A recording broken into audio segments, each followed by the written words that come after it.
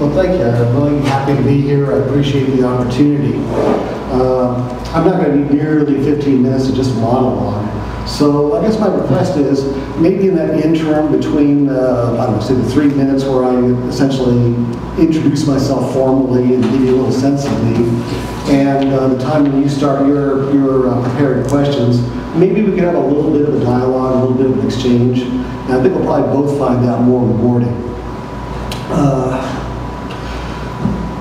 Jaime, you've been involved for a long, long time. A lot of us have been long-time residents here and follow the news.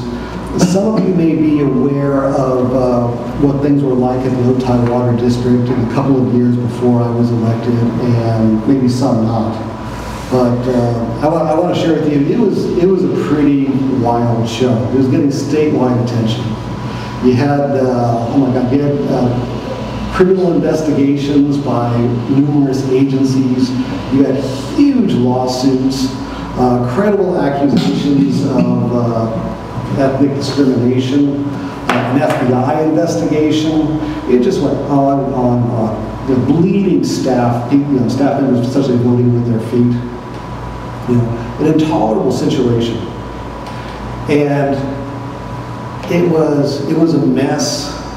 It was something no one would enjoy dealing with, but it was also exactly where you wanted to be if you wanted to make a really positive difference for the community in a really challenging environment.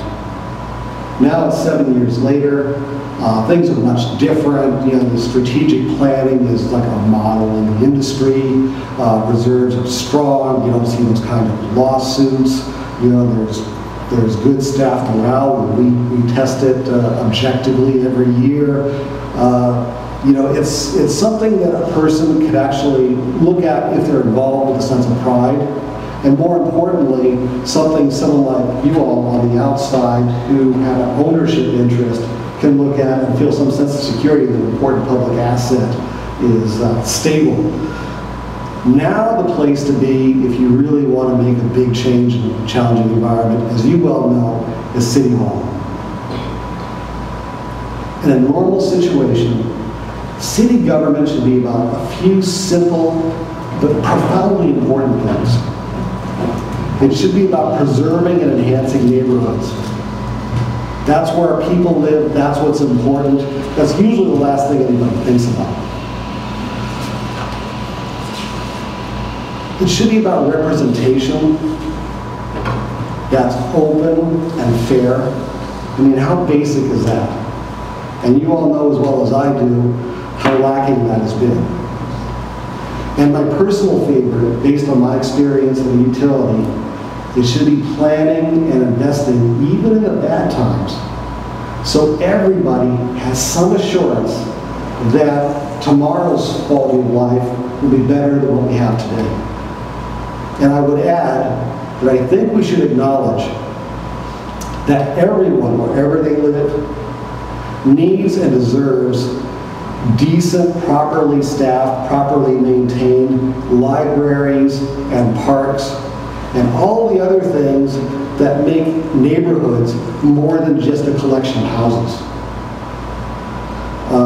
Normally, I have to give people some background on how we've lost our way and we've made some wrong turns. I think you probably know the history as well, or even better than I do. And it's certainly very sad.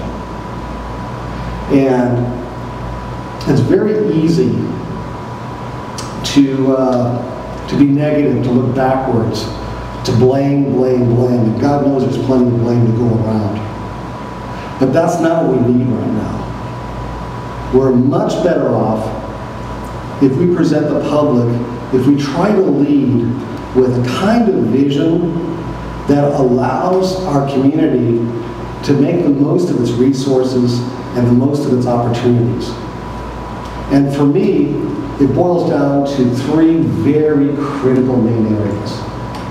First of all, obviously, improving our local economy. As you know so well, raising taxes was never the answer. It is about, and should always have been about, supporting our local businesses, and bringing in new businesses, especially key strategic businesses, so we can grow the revenue that pays for the services people need the right way. And it should be about reforming City Hall. That can have a lot of meanings, and all of them I'm sure are valid, but to me it boils down to having the courage to take on the really sacred cow issues that have been neglected forever. Talking about things like pensions, overtime, seeing to it that government, taxpayer-funded construction projects go to the lowest qualified bidder.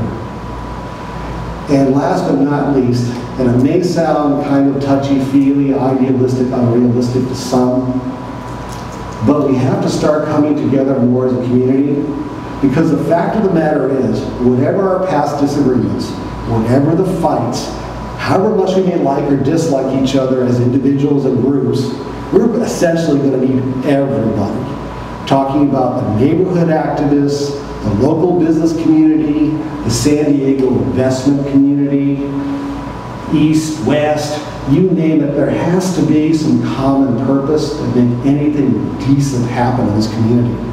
And I personally firmly believe that though it will take some time, a few years, we really can get this city back to where it should be if we work together. And that's my challenge and my mission.